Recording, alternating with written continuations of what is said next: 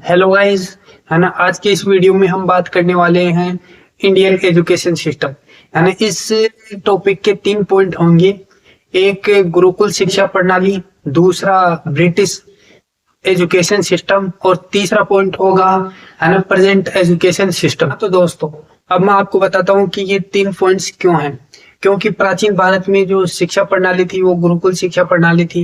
है ना, उसके बाद में ब्रिटिश लोगों ने अपनी शिक्षा एजुकेशन पॉलिसी लेके आए, वो 1830 में लॉर्ड मैकावली के द्वारा लाई गई। है ना, इसके बाद में हम देखते हैं भारत को आजादी मिली। आजादी के बाद में भारत ने कुछ शिक्षा प्रणाली में बदलाव करके है ना इसको अपनाया। लेकिन ज्यादातर शिक्षा प्रणाली की जो मूलभूत बातें थी वो है ना पहले से ही अंग्रेजों द्वारा डिसाइड की हुई थी, वही चली आ रही है आज तक। है ना, तो इसी को हम जानने की कोशिश करेंगे। हाँ तो दोस्तों, अब हम बात करते हैं पॉइंट नंबर 1 की, गुरुकुल शिक्षा प्रणाली। जब भारत में अंग्रेजों का आगमन हुआ उसके बाद में लगभग 1830 से पहले तक भारत में गुरुकुल शिक्षा प्रणाली चलती थी। है ना, इसके अंदर हम जो स्टूडेंट्स होते थे है ना उनको काफी अलग अलग फील्ड्स की जानकारी दी जाती थी और कुछ ऐसी जानकारी होती थी जो उनके प्रैक्टिकल लाइफ में भी काम में आई। और साथ ही है ना उनको सोचने के लिए है ना ऐसी सोच विकसित की जाती थी जो क्रिटिकल थिंकिंग आज के जमाने में जानी जाती थी। है ना, वो उस समय भी थी। साथ ही मैं आपको बताऊं, है ना, उस जमाने में फाइनेंशियल एजुकेशन जो अर्थशास्त्र के बारे में आती थी वो भी दी जाती थी छात्रों को। और साथ ही है ना जो स्टूडेंट्स का माइंड होता था है ना वो इस बेस पर डेवलप किया जाता था कि स्टूडेंट ज्यादा से ज्यादा क्वेश्चन। अब चलते हैं पॉइंट नंबर 2 पर, ब्रिटिश शिक्षा प्रणाली या ब्रिटिश एजुकेशन सिस्टम। है ना, इसको लाने का उनके सबसे बड़ा रीजन तो ये था, जब अंग्रेज भारत में आए है ना उससे पहले अंग्रेजी भारत में नहीं आई थी और उन्हें भारत में आने के बाद कम्युनिकेशन में काफी प्रॉब्लम, बातचीत करने में काफी प्रॉब्लम आती थी। है ना, इस वजह से है ना उन्हें काफी दिक्कत का सामना करना पड़ा। और इसी के साथ वो चाहते थे कि हमें ज्यादा से ज्यादा मजदूर मिले और वो ऐसे लोग हों जो ज्यादा सवाल जवाब न करे, ज्यादा सवाल जवाब न करे। है ना, उनकी बातों को या उनके जो है ना आदेश थे उनको बिना जज किए ही मानते जाए। है ना, वो ऐसे लोगों को चाहते थे।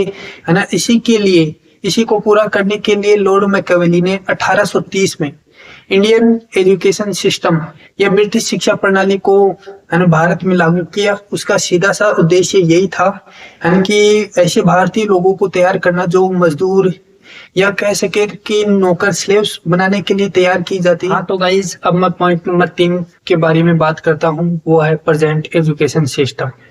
है ना, इस जो भारत में प्रेजेंट एजुकेशन सिस्टम है इसको हम अपन 2 भागों में देख सकते हैं। एक जो फर्स्ट क्लास से लेकर 12th क्लास तक जो स्कूली शिक्षा होती है उसके तरफ, और एक होती है जो ग्रेजुएशन तक है जो कॉलेज शिक्षा के रूप में आती है।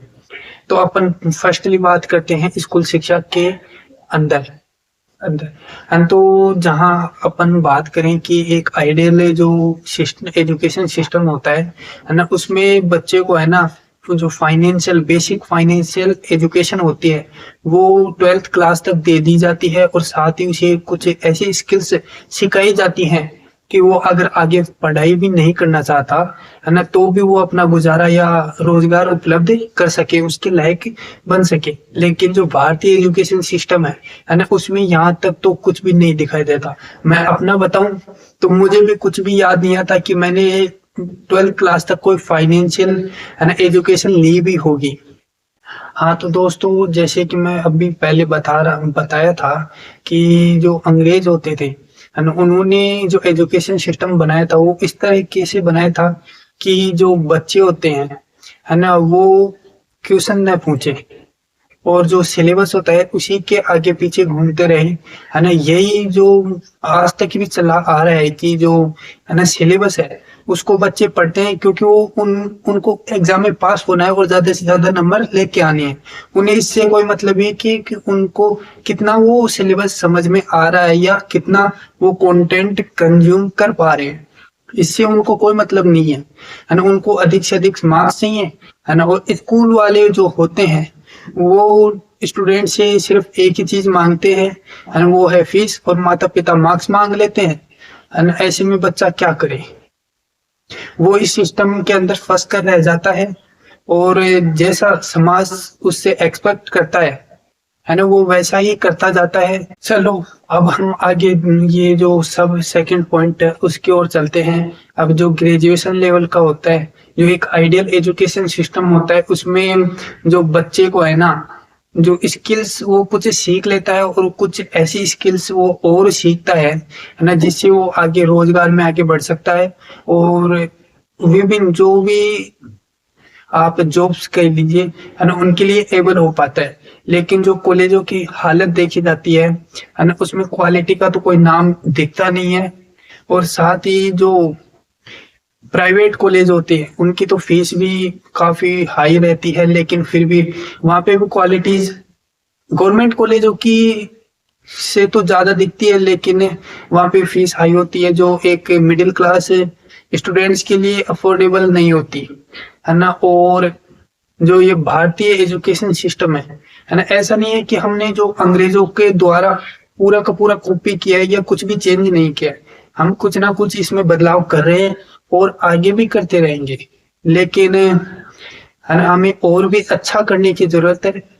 आज जो आजादी को 75 साल से ज्यादा हो चुके हैं, हमने काफी हद तक इसको चेंज भी किया, लेकिन और भी अभी बाकी है।